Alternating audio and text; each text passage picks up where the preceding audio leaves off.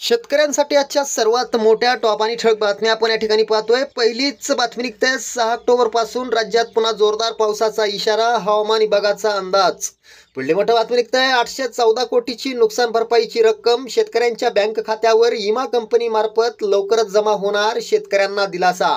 पुढली मोठी बातमी निघते अतिवृष्टीने सिंधुदुर्गातील 80 हेक्टरवरील पिकांचं नुकसान, तात्काळ मदत करण्याची शेतकऱ्यांची मागणी।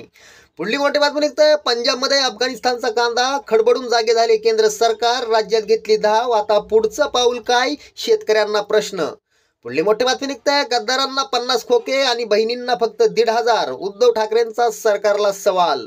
पुढली मोठी बातमी निघते मनोज जरांगेंचा दसरा मेळावा होणारच, बैठकीत झाली घोषणा, नारायणगडावरून रणशिंग फुकणार। पुढली मोठी बातमी निघते केंद्राकडून घेतले 321 कोटी, शेतकऱ्यांच्या खात्यावर जमा केले केवळ 216 कोटी, पीक विमा कंपनीला 105 कोटींचा निव्वळ नफा, तर शेतकरी अडचणीत।